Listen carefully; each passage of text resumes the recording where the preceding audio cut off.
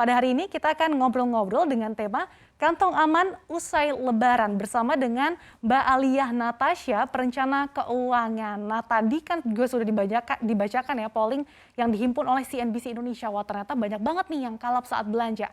Nah, seperti apa sih kiat-kiatnya? Kita langsung saja. Kita sudah terhubung dengan Mbak Aliyah Natasha. Halo, selamat sore Mbak Aliyah, apa kabar? Baik, Mbak Sasa. Oke, Mbak Lia, ini kan beberapa hari lagi atau tinggal menghitung hari nih. Kita sudah bersiap menuju ke Hmm, Lebaran dan biasanya di momen Lebaran ini pendapatan kita kan biasanya double nih berkat adanya THR. Meskipun sebagian masyarakat belum mendapatkan THR gitu ya karena harus dicil dari perusahaannya. Tapi di satu sisi pengeluarannya juga double kali lipat nih Mbak. Nah sebetulnya mengatur atau melakukan perencanaan keuangan menjelang Lebaran ini penting nggak sih? Atau justru ya udah deh nggak apa-apa? Atau juga ini momennya sekali setahun nih Mbak Alia? Ya, sebenarnya mengelola keuangan kapanpun itu, baik secara ada THR ketika Lebaran ataupun tidak, itu sangat penting. Kenapa? Dengan mengetahui seberapa kemampuan kita, berapa gaji kita, berapa THR kita, itu akan membantu kita untuk mengontrol berapa sih yang bisa kita keluarkan, berapa sih yang bisa kita spending. Dan dengan mengetahui persisnya kemampuan kita, kita satu, tidak akan menjadi overkonsumtif, dan yang kedua, mencegah kita untuk menjadi overspending nih, Sa. Oke, jadi supaya mencegah kita biar nggak kelewatan konsumtif sama overspending ya Mbak Lia. Nah, ada nggak kiat-kiatnya, Ya. misalkan ini pos-posan anggarannya seperti apa sih biar teman-teman nih bisa kebayang nih menjelang Lebaran sudah bisa langsung dipersiapkan? Oke, kalau dari THR-nya sendiri, memang kebanyakan menganggap ini adalah uang bonus, ya, yang ada 1 tahun sekali, ya. Jadinya mindset kita, oh iya nggak apa-apa, ini memang uang untuk dibelanjakan. Judulnya aja THR, yaitu tunjangan hari raya untuk membantu hari raya kita. Ya, jadi memang momen Lebaran ini biasanya cenderung bikin kita konsumtif karena kita tunjangannya. Padahal kita bisa lebih bijak, tunjangan ini sebagian bisa dialokasikan untuk kebutuhan selama setahun, ya. Jadi saran aku sih, kalau dengan kita bisa melakukan budgeting di awal sebelum THR itu kita terima, kita tahu nih berapa sih yang bisa kita gunakan untuk kebutuhan hari raya dan berapa yang bisa kita simpan atau bisa diinvestasikan. Kenapa? Karena tunjangan hari raya ini sebenarnya cuma ada ketika Idul Fitri. Padahal untuk sebagian besar kaum muslim, 2 bulan lagi ini ada lagi nih hari raya Idul Adha. Ya, jaraknya selang hanya 2 bulan. Sedangkan tunjangan hari rayanya ini hanya untuk Idul Fitri. Padahal untuk kaum muslim ini memiliki kewajiban ya untuk berkurban. Nah, biasanya alokasi untuk Idul Adha ini yang suka ketinggalan. Tadi Sasa nanya, berapa sih posnya yang sesuai gitu? Sebenarnya sih secara hitungan persenan tidak ada, dikembalikan lagi kepada kebutuhannya masing-masing.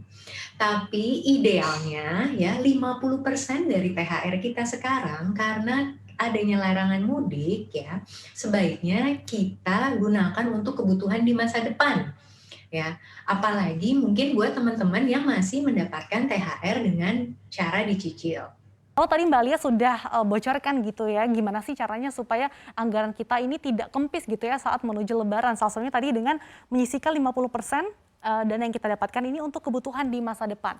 Nah tapi kalau untuk teman-teman yang freelancer ini seperti apa nih Mbak Lia? Kan mereka nggak dapat THR atau mungkin pendapatannya nggak pasti. Ini seperti apa sih pengaturan keuangannya menuju Lebaran? Oke, kalau untuk teman-teman freelancer, biasanya memang pengelolaannya itu ya dilakukan secara weekly. Ya, jadi kalau teman-teman karyawan biasanya kan dapat gaji secara bulanan. Kalau sebagai freelancer ya yang income-nya serba tidak pasti, sebaiknya melakukan secara mingguan nih. Ya, terlepas itu lagi mau lebaran ataupun tidak. Dan biasanya untuk para freelancer, saya sarankan mereka membuat yang namanya marketing schedule. Kenapa? Seperti halnya dengan timing the market, kita akan tahu nih kapan teman-teman biasanya memiliki intensitas job yang paling tinggi dan juga memiliki intensitas job yang lagi rendah. Dengan mengetahui kapan kita bisa mendapatkan income yang lagi banyak ataupun yang lagi turun, kita bisa bijak mengelola dan mengalokasikan dana tersebut. Jadi memang kalau alokasi untuk teman-teman freelancer itu sangat berbeda, ya. Nggak mungkin saya bilang setiap jobnya juga nilainya itu akan berbeda. Tapi bagaimana cara mengelolanya? Ya itu harus dialokasikan dari setiap minggunya. Sebagai tambahan, begitu menjelang hari raya seperti hari Lebaran ataupun Natal, biasanya saya sarankan untuk teman-teman freelancer itu sudah mulai merencanakannya, membuat alokasi kebutuhan untuk setiap hari raya minimal 3 bulan sebelum hari raya itu ada, Nisa.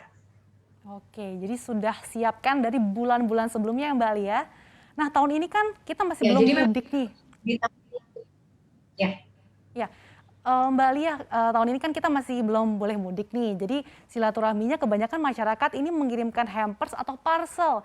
Nah kalau ini seperti apa sih pengaturan atau mungkin masuknya di pos mana nih? Soalnya kalau dihitung-hitung ternyata juga lumayan juga nih jumlahnya. Ya, nah sebaiknya pengaturan seperti ini dilakukan dari sebelum kita menerima THR ataupun seberapa alokasi gaji yang sisanya cukup untuk bisa memberi saling kirim hamper seperti ini. Ya, kenapa? Kita udah bisa menyiapkan berapa hampers yang harus kita kirim, ya. Karena kayaknya tradisi hampers ini 3 tahun terakhir nih luar biasa banget deh di masyarakat, terutama kirim-kirim makanan ya di kota-kota besar. Nah, hal ini juga bisa diantisipasi oleh sebagian teman-teman juga untuk memulai bisnisnya. Ya, karena sebagian dari teman-teman yang saya temuin ketika mereka harus mengirim hampers dan ternyata nih alokasi budgetnya ini tipis sekali, mereka malah kreatif membuat ide bisnis hampers. Ya, dan gimana caranya agar bisnis hampers ini justru laris? Caranya adalah dengan mengirimkan hampers kalian di awal-awal bulan Ramadan. Jadi ini sedikit ide ya buat tahun-tahun berikutnya. Kalau kalian memiliki keterbatasan budget untuk mengirim hampers, ada juga loh caranya kalian bisa mulai berbisnis hampers. Wah menarik sekali, tadi dia bisa juga ya ternyata kita bikin ide bisnis jadi nggak melulu harus beli kemudian kirimin ke teman-teman kita ya Mbak Lia. Nah Mbak Lia ini kan sudah menjelang Ya, Lebaran nih, tinggal menghitung hari lagi, tapi semakin mendekati Lebaran kok kayaknya pengeluaran nih semakin banyak gitu ya, mulai dari beli baju Lebaran gitu meskipun nggak boleh mudik, kemudian beli kue kering, bahkan banyak sekali nih pengeluaran-pengeluaran tak terduga yang muncul.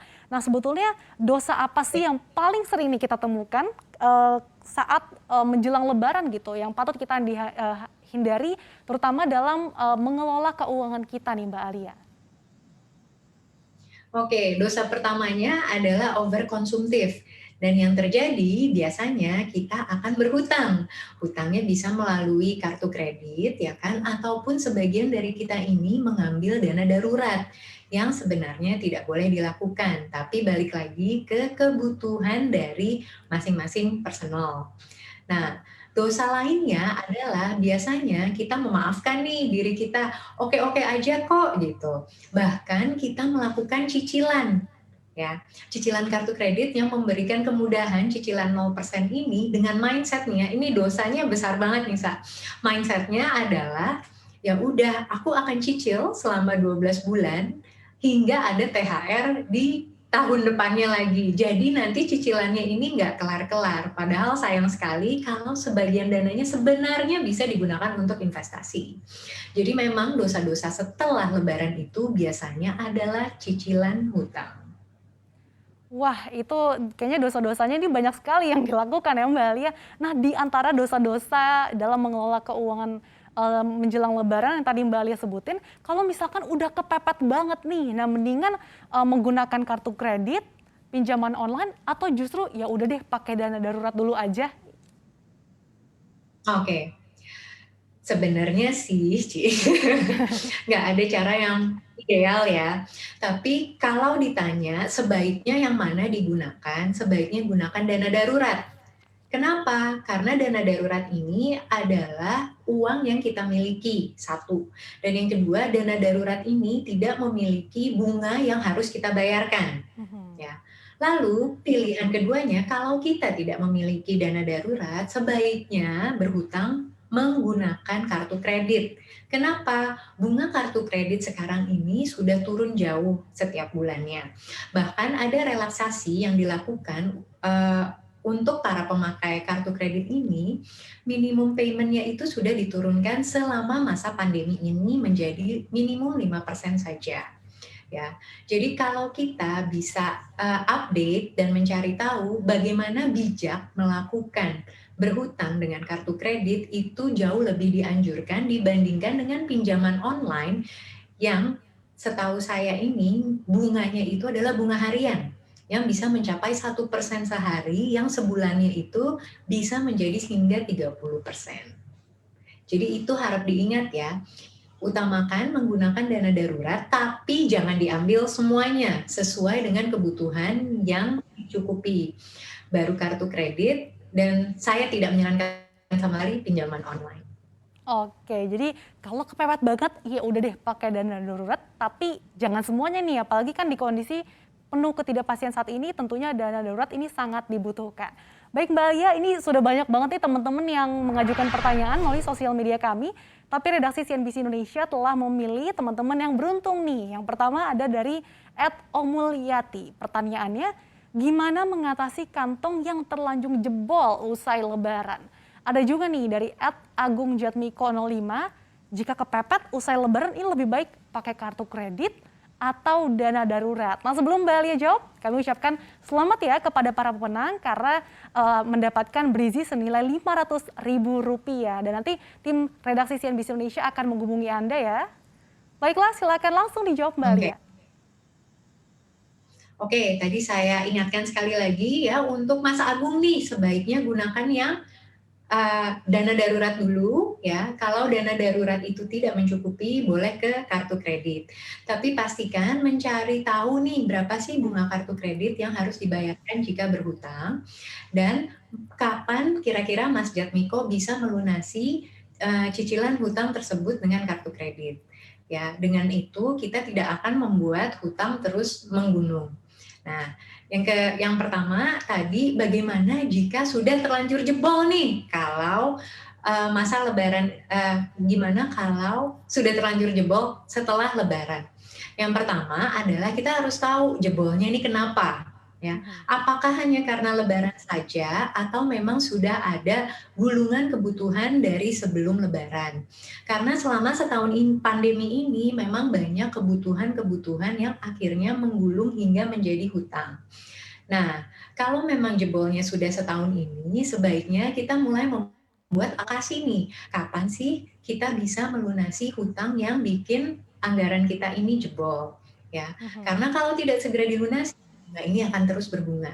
Yang kedua, berarti kalau jebolnya ini sudah cukup lama ataupun masih baru, tapi ternyata kita tidak bisa ditutupi dengan income, caranya adalah kita harus menambah income kita. Ya, bisa dengan side hustle, bisa mencoba jualan online, anything yang bisa membuat kita mendapatkan income tambahan. Yang ketiga, jika jebol ini adalah bocor halus, pastikan ini tidak terjadi hingga terus-menerus. Kenapa? Karena biasanya ini adalah habit ya, yang in the end akan mengganggu tatanan kekuatan finansial yang kita miliki. Jadi kalau teman-teman terpaksa jebol lebaran ini ya, coba pastikan kalian tahu jebolnya di mana, penyakitnya apa aja ya. Saya akan memberi saran yang pertama di audit ya. Audit apa aja nih yang bikin jebol? Apakah dari segi hampers, apakah fashion, atau memang ada kebutuhan luar yang tiba-tiba hanya terjadi di lebaran ini. Yang kedua adalah diedit. Gimana caranya meminimalisir pengeluaran-pengeluaran ini di bulan depannya. Gitu, Oke. Sa.